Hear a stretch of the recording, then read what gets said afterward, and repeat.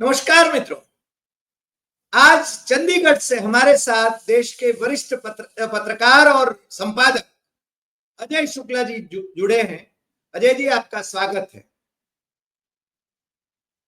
विश्व प्रवासी प्रधानमंत्री नरेंद्र मोदी जी मेरे ख्याल से सबसे लंबे विदेश प्रवास पर कल निकल रहे हैं, यानी कल 2 जुलाई को घाना पहुंच रहे हैं।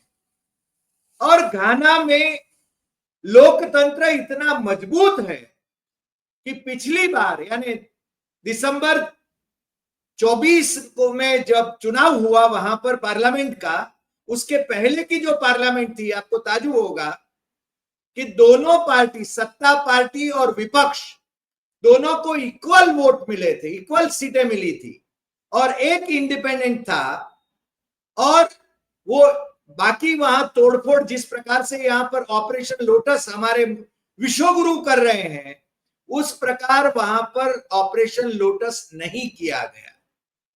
विश्वगुरु वहां जाके उपदेश करने वाले हैं और पार्लियामेंट को संबोधित करने वाले हैं। इस बार तो पार्लियामेंट में हालांकि सत्तारूढ़ जो दल है वो काफी बहुमत रखता है, मगर पिछली बार चूंकि मेरा एक छात्र किंग्सली यहां पर मेरी इंस्टीट्यूट में ग्रेजुएट होके गया और वहां पर घाना ब्रॉडकास्टिंग कॉरपोरेशन में काम कर रहा था, अभी वहां फाइनेंशियल टाइम्स में काम कर रहा है, वो कहता था कि हमारे यहां लोकतंत्र बहुत मजबूत है। अब जनाब यहां से जाएंगे, वहां क्या उपदेश करेंगे वो मालूम नहीं है। 8 दिन की विदेश यात्रा है। वैसे उनको जाना तो है ब्राजील ब्रिक्स की शिखर परिषद में, मगर जब जा ही रहे हैं तो गाना, ट्रिनिडाद टोबैगो, अर्जेंटीना और नामीबिया वहां भी होकर चलेंगे, कुछ पार्लियामेंट को संबोधित करेंगे और फिर लौट आएंगे। अजय जी, आप तो जानते हैं कि पंडित जवाहरलाल नेहरू 4 बार विदेश यात्रा पर थे, तब अपने deputy prime minister Sardar Patel को उसका प्रधानमंत्री का चार्ज देकर गए थे। मगर हमारे प्रधानमंत्री जी 72 बार 90 विदेश देशों की यात्रा पर गए, मगर कभी उन्होंने किसी को प्रधानमंत्री पद का चार्ज नहीं दिया। मेरे ख्याल से वो रिमोट से ही सरकारें चलाते हैं, अपनी सरकार भी विदेश में रहकर भी रिमोट से चलाते हैं और सरदार साहब की बात करते हैं, मगर उनको शर्म भी नहीं आती है कि पंडित जवाहरलाल नेहरू और सरदार कितने गहरे साथी थे कि 4-4 बार सरदार पटेल को उन्होंने प्रधानमंत्री का चार्ज दिया था। और आप भलीभांति जानते हैं कि नेहरू काबीना में सरदार पटेल के निष्ठावंतों का बहुमत था, मगर सरदार पटेल ने कभी नेहरू को पदभ्रष्ट करने की कोशिश नहीं की, हालांकि उनको संभालने की कोशिश करी उन्होंने। जनाब, विश्व प्रवासी को तो मेरे ख्याल से उनकी सरकार कब जाएगी उसकी चिंता लगी रहती है। तो ये उनके विदेश दौरे क्यों, क्या उपलब्धि? संकट के समय तो भारत के साथ कोई देश खड़ा नहीं रहा और इस बार वो 8 दिन विदेश यात्रा पर जा रहे हैं, 5 देशों की विदेश यात्रा करेंगे। उपलब्धि क्या होगी वो समझ में नहीं आ रहा है।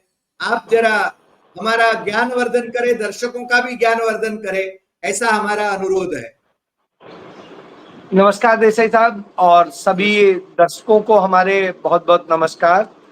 मैं सिर्फ एक चीज कहूंगा, इतिहास इसलिए जरूरी होता है। इतिहास कोई ये नहीं है कि बार बार हम रटते रहें, बताते रहें, उससे कोई बहुत बड़ा लाभ होने जा रहा। इतिहास सिर्फ रेफरेंस के लिए जरूरी है, इसलिए जरूरी होता है कि जो हमने गलतियां की हैं उनमें सुधार करें और वो गलतियां दोबारा ना हो और उनमें किस तरह हम अपनी ऐसी रणनीति रखें कि सदैव सफल।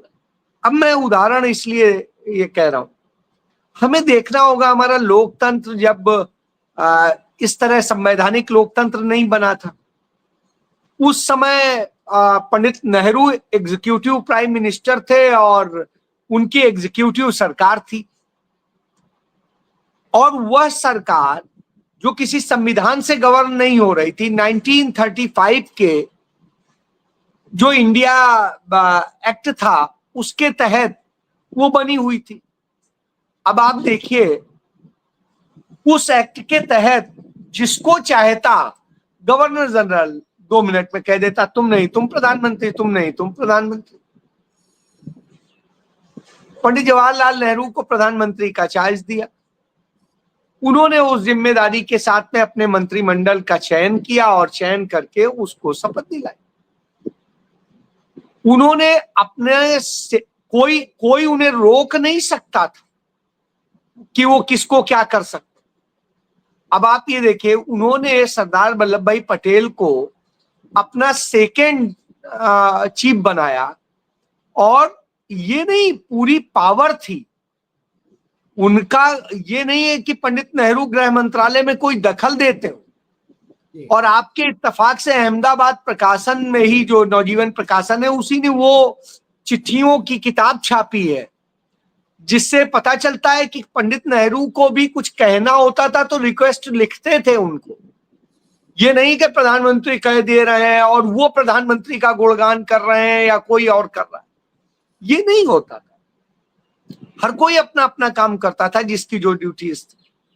बतौर प्रधानमंत्री पंडित नेहरू सभी विभागों के हेड थे, लेकिन दखल किसी के में नहीं होता था। उन्हें चिट्ठी लिखी जाती थी, वो चिट्ठी पे जवाब देते थे, फैसले होते थे।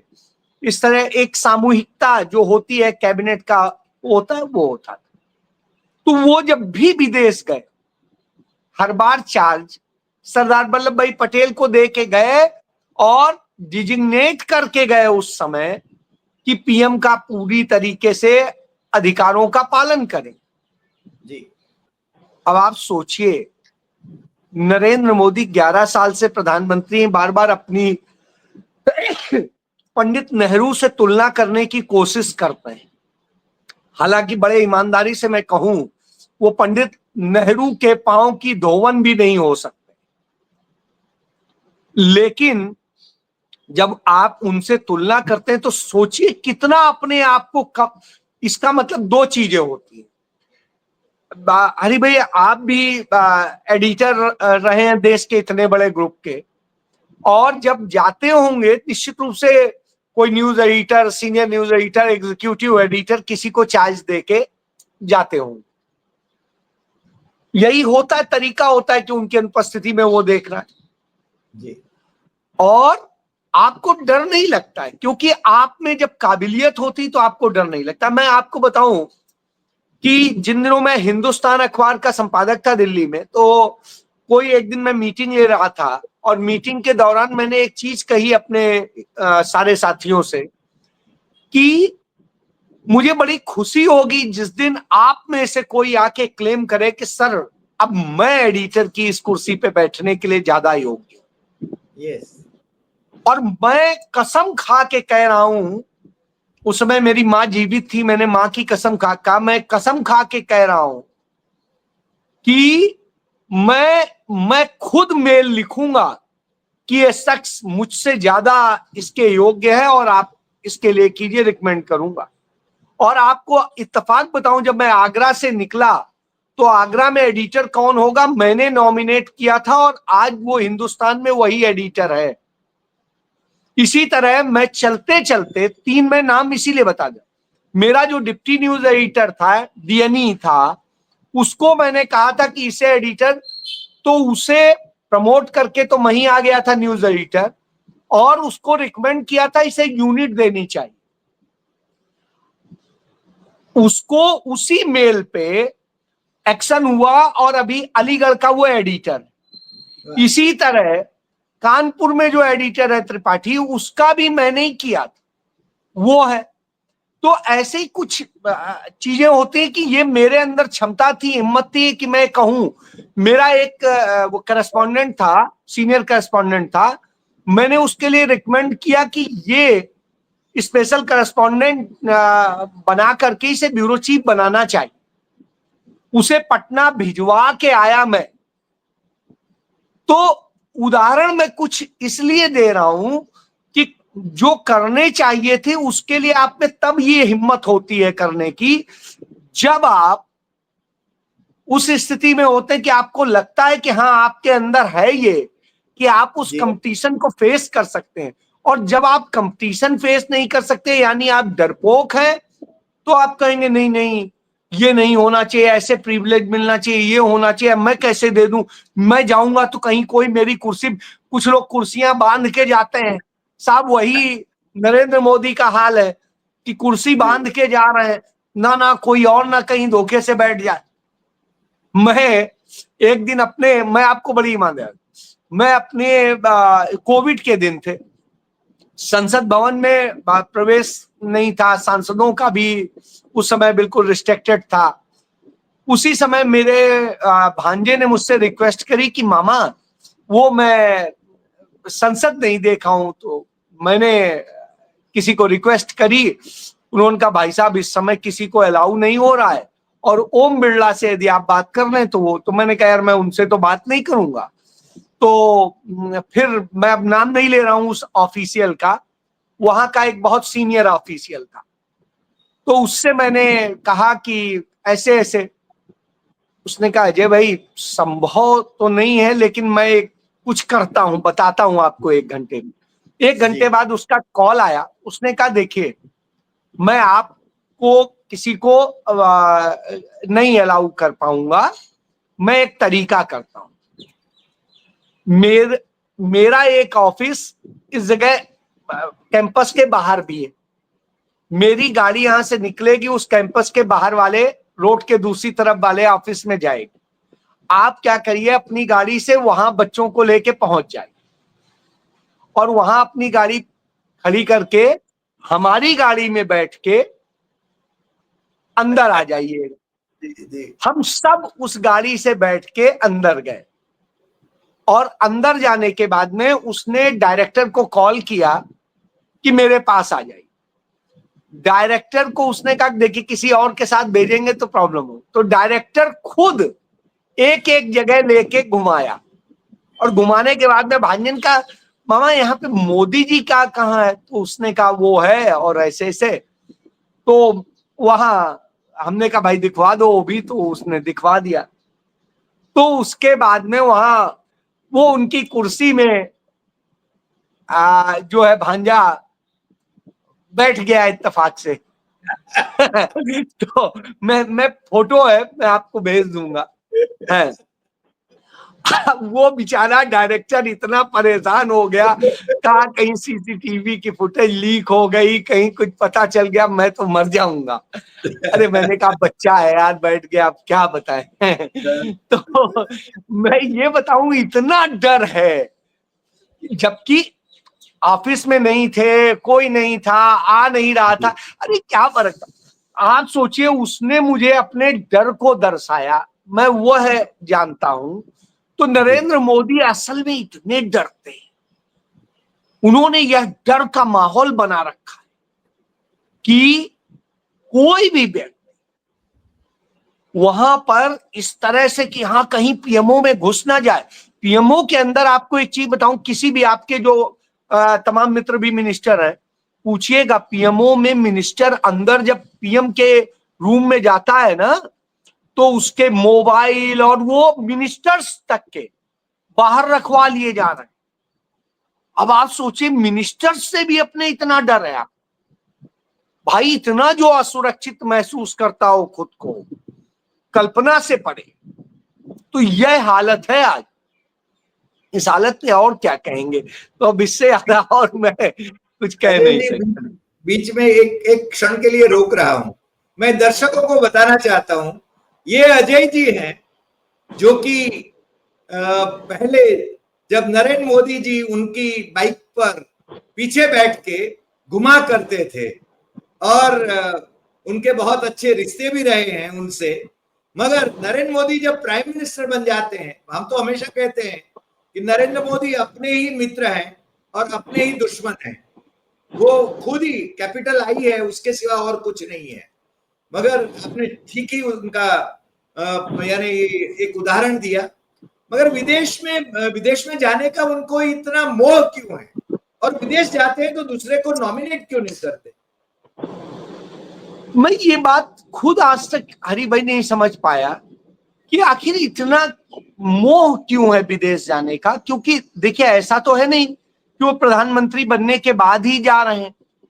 ठीक है, मुख्यमंत्री रहते उन्होंने कुछ ऐसा किया था कि कुछ देशों ने उन पर प्रतिबंध लगा दिया था, लेकिन कुछ ही देशों का प्रतिबंध था, सबका तो नहीं था। और उसके बाद में, उसके पहले उन सब में से बहुत सारे ऐसे देश हैं जहां वो जाते रहे। अमेरिका में वो CIA की जो संस्था है, उस CIA की संस्था में उन्होंने ट्रेनिंग ली है सब, जहां नेक्स्ट फ्यूचर लीडरशिप तैयार करने के नाम पे CIA की ट्रेनिंग दी जाती है, उसमें उन्होंने ट्रेनिंग ली है। तो ये आप समझ लिया, उसमें उनके अलावा और कई दक्षिणपंथी नेताओं ने ट्रेनिंग ली है, जो आज कई देशों के प्राइम मिनिस्टर या प्रेसिडेंट है। तो ऐसी स्थिति में मैं यही इसीलिए कह रहा हूं कि मैं अब तक यह नहीं समझ पाया कि यह क्या है, लेकिन मैं इतना जरूर जानता हूं कि जिन दिनों वो चंडीगढ़ हुआ करते थे, पंजाब हुआ करते थे, उन दिनों मैंने उन्हें व्यक्तिगत तौर पे देखा। बातें तो बड़ी सिद्धांतों की करते थे, लेकिन चूंकि मैं और वो अगल बगल ही कमरे में रहते थे, तो कई आचरण देखने को मिले। बीजेपी के ही जो प्रदेश अध्यक्ष थे, उन्हीं का ही घर था, उसी में ही ऊपर 2 कमरे का सेट था। एक कमरे में मैं रह रहा था, एक कमरे में ये रह रहे थे। वॉशरूम दोनों कमरों का एक कॉमन था, तो जब उधर वाला जाता था तो वो उधर से कर लेता था, उधर वाला जाता तो उधर से कर लेता। तो कुछ ऐसी चीजें मैंने देखी, मैं जिन पर जिक्र नहीं करना चाहता हूं निजी तौर पे, जी कि जिनको लेके मुझे जब कोई कहता नहीं बड़े चरित्रवान हैं, बड़े अच्छे, मैं कसम से इस बात से मुझे गुस्सा आता, अरे आप सर्टिफिकेट मत दो ना, मैं दे रहा हूं किसी, लेकिन मैंने जो देखा है, अब मुझे कहोगे, मैंने सिर्फ आपको दिखा दूं। जी न्यूज के एडिटर इन चीफ का मुझे पोजीशन के लिए ऑफर हुआ, और उसके बाद में इंटरव्यू वगैरह सब फाइनल हो गया। अब होने के बाद में क्या होता है सर, कि मेरी मीटिंग होती है सब सुभाष चंद्रा साहब से, और सुभाष चंद्रा साहब मुझे जो कहते हैं जी ये आप देखिए, ये जब रिप्लेस करना था, ये आप देख सकते हैं।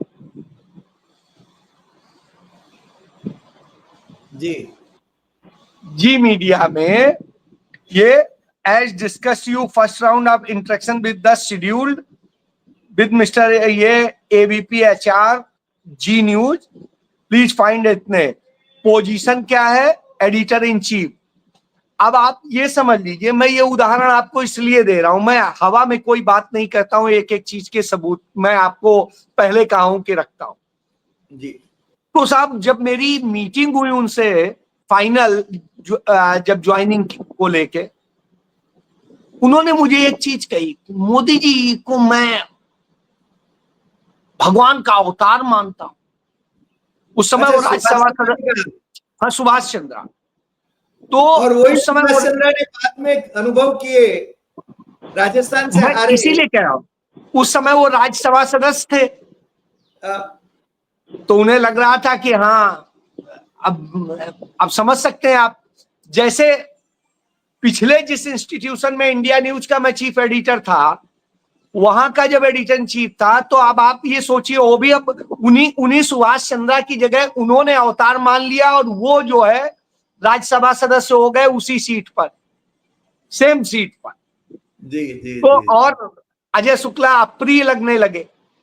तो मैं यही कह रहा हूं कि तब सुभाष चंद्रा ने ये कहा, मैंने कहा भाई साहब, आप मुझे महीना 2 महीने बाद में नौकरी से निकालें, इससे अच्छा है कि मैं ही नौकरी ना ज्वाइन करूं, क्योंकि मैं तो अवतार नहीं मान सकता, और मुझसे जो जो आप अपेक्षाएं कर रहे हैं वो मैं पूरी करने की स्थिति में हूं नहीं। बराबर। मैं सिंपल जर्नलिस्ट हूं, ईमानदारी से काम करूंगा, और मेरा ट्रैक रिकॉर्ड बताता है मैंने जहां काम किया है, आप देखिए परफॉर्मेंस में मैं 100 नहीं 200% रहा हूं, और उसके मेरे सबूत। इंडिया की हिस्ट्री में फर्स्ट टाइम नेशनल चैनल तो नहीं हो सकते कभी, रीजनल चैनल में भी कभी कोई नहीं हुआ। मैंने रीजनल चैनल में इंडिया न्यूज हरियाणा की टीआरपी 81.5% करके दी थी, 81.5%। आप सोचिए कितनी बड़ी चीज है कि इतना बड़ा शेयर सिर्फ एक चैनल को मैंने करा दिया। जी तो मैं उदाहरण ये इसलिए कह रहा हूं कि तो वही मैंने अपने परफॉर्मेंस के आधार पे मैं आपसे बात करना चाहता हूं। तो साहब, परफॉर्मेंस से ज्यादा आज की डेट में कुछ और चाहिए होता है। तो जो चाहिए होता है नरेंद्र मोदी को भी शायद वो बाहर जाके मिल जाता है। तो उनका परफॉर्मेंस देश के लिए नहीं होता है, उनका परफॉर्मेंस आप देखिए कैसे मिल जाता है, वही बता रहा हूं। अडानी को बिजनेस मिल जाता है, अंबानी को बिजनेस मिल जाता है, उनके तमाम सारे लोगों के हित सध जाते हैं। आप देखिए जिन जिन देशों में गए, ऑस्ट्रेलिया गए वहां अडानी को ठेका मिल गया, वहां गए उनको मिल गया, फ्रांस में जाके अंबानी को उन्होंने सब करा दिया। ऐसे करके उनके अपने काम, तो उनका परफॉर्मेंस यहां चल रहा है, कंट्री के लिए नहीं चल रहा है। कंट्री को कुछ नहीं मिला, कंट्री के लोग बेइज्जत हो रहे हैं, हथकड़ियों बेड़ियों में आ रहे हैं, कंट्री लोगों की हितों से खिलवाड़ हो रहा है, भारत के ऊपर टैरिफ लादे जा रहे हैं, और जिस तरह से भारत को बेइज्जत किया जा रहा है आप समझ सकते हैं। तो उनका परफॉर्मेंस उस क्षेत्र में, तो यही बात मैंने कही कि साहब परफॉर्मेंस मेरा जर्नलिज्म में ले लो, वो काम मेरे से नहीं हो, बराबर। तो सीधी सी बात है। तो ये आज काबिलियत ये नहीं रह गई है कि आप अच्छे काम करने वाले अच्छे वो, तो इसीलिए नरेंद्र मोदी को डर लगता है, क्योंकि उनका परफॉर्मेंस कंट्री के लिए तो है नहीं। अब पता नहीं दूसरा उतने दिन बैठ जाए, कुछ 7 दिन के अंदर 8 दिन के अंदर वो कुछ ऐसा कर दे कि उसकी वाहवाही होने लग जाए, डिसीजन ले ले, सही बात है। तो मोदी को लगेगा अरे मेरा क्या हो गया। तो जिस व्यक्ति के अंदर जिस चीज की काबिलियत होती है वही कर पाए। तो सर मैं इसमें बड़ा ईमानदारी से ये चीजें कह रहा हूं कि आज हालात बिल्कुल बदले हुए हैं, और जिस तरह कंट्री के साथ में सौदा हुआ है, मेरी समझ से इससे बड़ा और सौदा नहीं हो सकता। आज आपने खुद ही बताया अपने शुरुआती वक्तव्य में कि किस तरह से जब हमारे देश का कन्फ्लिक्ट हुआ पाकिस्तान से, हमें हमारे जैसे मजबूत जिसने पाकिस्तान को असल में खत्म सा कर दिया जी वो पाकिस्तान के आगे हमें घुटने पे आ जाना होता कि हाँ नहीं चलिए समझौता करते हैं। क्यों? क्योंकि ट्रंप भी नहीं, जेडी वेंस डांट रहा था, और जेडी वेंस ने डांट दिया और साहब हम सरेंडर। क्या बात है, हमारी सेना में दम था और बहुत कुछ कर सकती थी, और यह बात अब लुकी छिपी नहीं रह गई। याद करिए आपके ही चैनल पे मैंने कहा था कि राफेल और सारे मार गिराए गए हैं, लोगों को नहीं सही लग रहा था, आज सब चीजें सामने आ रही। जी अब सेना के ही अफसर बता दे रहे हैं कि इन्होंने कोई खुला हाथ वाथ नहीं दे रखा था, उन्हें किस तरह से और जो जयशंकर ने कहा था कि हमने पहले ही बता दिया था कि क्या, तो वो बात भी साबित हो जाती है इस बात से, क्योंकि उनकी बात और ये कंट्राडिक्ट नहीं करती, वही है कि हम सिर्फ यही करेंगे, तो वो चीज उनकी बात से प्रूव हो रही है। क्योंकि लॉ में कहते हैं सर्कमस्टांसेस एविडेंस, तो ये सर्कमस्टांसेस एविडेंस है। अब मैं इसी आधार पे ये कह सकता हूं कि आज कंट्री का प्रधानमंत्री नहीं है, आज असल में प्रधानमंत्री है चंद पूंजीपतियों का। गुजरातियों का भी मत कहिए, जी गुजरातियों को भी पूरा नहीं रिप्रेजेंट करते, गुजरात मॉडल करते हैं, मॉडल वाले लोग जिनमें चंद पूंजीपतियों का एक गिरोह है जिसके वो प्रधानमंत्री हैं, गुजरातियों के भी नहीं है। वो गुजरातियों को भी बेचना पड़ जाए तो बेच देंगे उनके फायदे के लिए, और किया है, ये मुझे बताने की जरूरत नहीं है, आपके यहाँ खुद ही रिकॉर्ड मिले भाई। जो वो गुजरात के ही लोग तो हैं जिनकी जमीनों पे किस तरह से कब्जा कराया गया, किस तरह से और चीजें की गई, उनके धंधे खत्म कराए गए, सब कुछ कराया गया। तो यही चीज है, और इसी चीज का तो राहुल गांधी विरोध करते रहे हैं सदैव कि कॉमन आदमी को अपने ढंग से काम करने दीजिए, उसका व्यापार व्यवसाय क्यों बर्बाद कर, आप अपना बढ़ाइए, उसमें कोई बुराई नहीं। अंबानी बढ़े, अडानी बढ़े, सब बढ़े, कोई फर्क नहीं पड़ता। फर्क इससे पड़ता है कि दूसरे का छीन के आप नहीं बढ़े। मोदी ने ये किया है जी। और पब्लिक सेक्टर यूनिट्स को दे रहे हैं, बेच रहे हैं उनको। बिल्कुल, वही तो मैं कह रहा हूं कि इस तरह की स्थितियां जब होती हैं तब तकलीफ होती है, और उन सब तकलीफों को लेकर के तो आज नरेंद्र मोदी वहां जाकर के क्या जा रहे हैं, विजिट करके आ जाते हैं, फोटो सेशन करा लेते हैं। आज ही देखिए डिजिटल इंडिया का वो कर रहे हैं। आप भारत के अंदर तमाम मिनिस्ट्रीज में और तमाम जगह डिजिटल इंडिया के थ्रू आप करिए, कोई आपको जवाब नहीं मिल रहा है। मैं तो ये कहता हूं, छोटा सा चंडीगढ़ है, केंद्र शासित है, नरेंद्र मोदी के सीधे अंडर में है, यहां तो छोटी छोटी पोस्टिंग भी गृह मंत्रालय से होती है। साहब एक चीज बताइए, यहां अभी आप सर्च कीजिए कि यहाँ के चीफ सेक्रेटरी का डिजिटल में आपको कनेक्ट करना है, नहीं हो पाएंगे। यहाँ के एडमिनिस्ट्रेटर को कनेक्ट करना है, नहीं हो पाएंगे।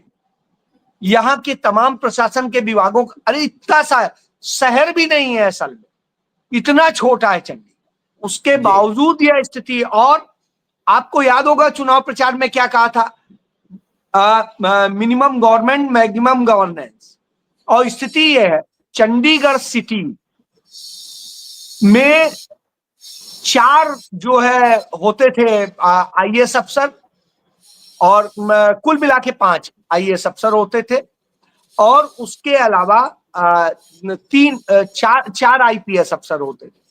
आज आप समझ लीजिए आज 23 आईएएस आईपीएस अफसर हैं, 23। तो सोच लीजिए क्या बना दिया है, इस तरह की स्थितियों में लाके खड़ा कर दिया है। तो जब ये खड़ा कर दिया हो तो, और काम के मामले में साहब चंडीगढ़ की एक सड़क पे आपको कहीं खड्डा नहीं हो सकता था, कहीं वो नहीं लग सकता था। आज चंडीगढ़ की हालत बद से बदतर हो गई है जी सर। जैसे कि यानी जब अंग्रेज हमारे यहाँ थे, यहाँ से चले, तब तक तो मेरे ख्याल से 400 आईएएस अफसर, आईसीएस अफसर उस समय के, उनसे पूरे देश का सूत्र संचालन हो रहा था। आज की स्थिति तो कुछ और बदल गई है। नहीं हरी भाई, इसमें मैं एक चीज जोड़ूंगा, तब की पॉपुलेशन और उसके मुताबिक रेशियो से आप देखें, लेकिन चंडीगढ़ तो ऐसा है जिसकी पॉपुलेशन भी अब इससे ज्यादा नहीं बढ़ सकती। यहाँ की पॉपुलेशन एक सीमा के बाद में बिल्कुल सीमित है। लोग दूसरे, कुछ पंजाब के उधर न्यू चंडीगढ़ में बस रहे हैं जो पंजाब में आता है, कुछ हरियाणा में बस रहे हैं जो पंचकुला में आता है, कुछ हिमाचल के बद्दी और सोलन जिले में आ जाता है। तो साहब यहाँ चंडीगढ़ में तो नहीं बढ़ा है ना, चंडीगढ़ में उतने ही हाउस होल्ड है, उतने ही लोग रह सकते हैं, उसमें 19-20 का फर्क है। तो 12 लाख की आबादी मैक्सिमम है, 12-13 लाख की, तो अब वो तो बढ़ नहीं रही है। और ये मैं अनुमान से कह रहा हूं, यदि पिछली जनगणना के मुताबिक तो 9.5 लाख ही, लेकिन मैं इसको 12 लाख जोड़ रहा हूं, तब ये स्थिति है। तो इससे आप ये समझ लीजिए कि कोई मतलब अचंभित करता है कि यहाँ जहां कभी जाम नहीं लगता था, जाम लगने लगा, जहां पर पानी नहीं भरता था। चंडीगढ़ की हिस्ट्री में फर्स्ट टाइम 2023 में चंडीगढ़ में बाढ़ आ गई। सोचिए आप, अब इससे ज्यादा विभत्स स्थिति क्या होगी। यानी और तब जब इसे स्मार्ट सिटी कह रहे थे, और जब स्मार्ट सिटी नहीं कहा जाता था तब ये ज्यादा स्मार्ट था। तो स्मार्ट सिटी के नाम पे लूट लिया गया। जो चंडीगढ़ कर्जदार नहीं होता था, उस चंडीगढ़ पे 4,000 करोड़ का कर्ज चढ़ा दिया। जहां की बिजली प्रॉफिट में होती थी 800 करोड़ रुपए, वो बिजली भी बेच दी। मतलब हद है कि 800 करोड़ रुपया सालाना प्रॉफिट देने वाली बिजली भी आप बेच दे रहे। पानी बिजली के दाम 4 गुने बढ़ गए हैं सिर्फ 2 साल में। अब आप सोचिए, तो ये स्थितियां हैं। सर थोड़ा लौट चलें, ब्रिक्स इज डेड, और जनाब जा रहे हैं ब्रिक्स में। ट्रंप के सामने तो कोई उत्तर नहीं दे पाए थे। ट्रंप ने जब कहा कि ब्रिक्स इज डेड, वो तो मौनी बाबा हो गए थे, और खुद डॉक्टर मनमोहन सिंह को मौनी बाबा कहते थे। अब ये मौनी बाबा तो आजकल भी मौनी बाबा ही चल रहे हैं, भाषण बराबर ठोकते रहते हैं, मगर जब प्रेस कॉन्फ्रेंस तो आज तक की नहीं उन्होंने, है नहीं? तो ब्रिक्स में जाके करेंगे क्या? सर सबसे बड़ी बात इतना शर्मनाक था कि मुंह पर नरेंद्र मोदी के, पीठ पीछे नहीं, मुंह पर ब्रिक्स देशों को गाली दी थी बाकायदे, कि मरे हुए सड़े हुए। और कैसे भाई, ब्रिक्स जब बना था, आई का मतलब इंडिया है जी। तो जहां आई का मतलब इंडिया है, आप सोचिए यह स्थिति है। आपको गाली दे रहे हैं और सब कुछ कह रहे हैं, आप वो डर गए। और यही नरेंद्र मोदी थे जो ब्रिक्स की अपनी करेंसी की बात करके आए थे। हिम्मत ये नहीं हुई कि कह दे नहीं, और उसने कहा डॉलर से यदि कुछ करने की कोशिश की तो ये नहीं, वो कितना डर गए। मैं यही कह रहा हूं, जाके भी क्या कर लेंगे, बस थोड़े से भाषण हो जाएंगे, कुछ हो जाएंगे। हिम्मत नहीं है, मैं फिर कह रहा हूं, हिम्मत नहीं है। आज कह रहा हूं कि अमेरिका के लिए एक शब्द यदि बोल, आप बताइए, चीन के लिए आज तक बोला है क्या? चीन का कोई नहीं पाकिस्तान का क्या नाम लिया है? मुझे एक बात बता दीजिए। ये घटना हो गई, एक बार भी पाकिस्तान का नाम दिया? घुस के मारेंगे, ये करेंगे, वो करेंगे, सब बोलते हैं, लेकिन नाम नहीं लिया। अभी राजनाथ सिंह मीटिंग में गए थे, और आप देखिए उन्होंने भी पूरा 11.5 मिनट का भाषण दिया, उसमें एक बार भी पाकिस्तान का नाम नहीं लिया।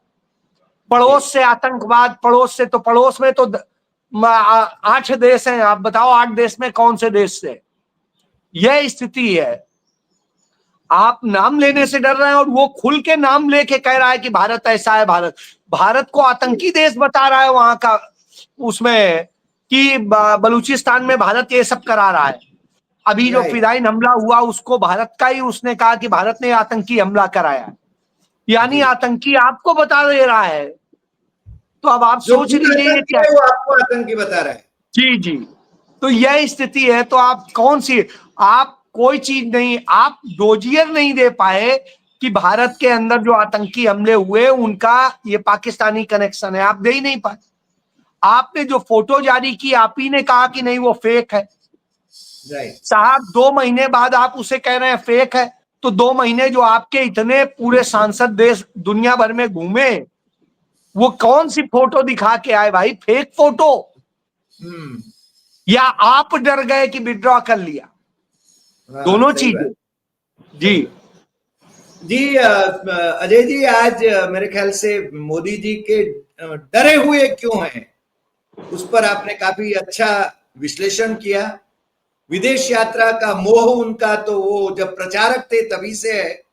वो बोले कि मैं तो 35 साल तक भिक्षा मांगता रहा, और भिक्षा मांगते मांगते विदेश यात्राएं करते रहे, और अब फिर भी मोह नहीं छूट रहा है। और जब संकट का समय देश के लिए आता है तो हमारे साथ कोई और देश खड़ा नहीं रहता है, तो इन विदेश यात्राओं का मतलब क्या है, आपने बहुत अच्छे तरीके से वो समझाया। और मेरे ख्याल से आने वाले दिनों में भारत का नाम रोशन करे इस प्रकार से घटनाक्रम देखने का हमें भाग्य मिलेगा, ऐसा हम सोचते हैं। आज आप हमारे साथ जुड़े, उसके लिए आपका बहुत बहुत शुक्रिया। और दर्शकों को भी आपने जो विश्लेषण किया वो बहुत अच्छा लगा होगा, और उनकी कमेंट्स हम कमेंट बॉक्स में जरूर वो भेजे, ऐसा उनको अनुरोध करते हैं। धन्यवाद और नमस्कार।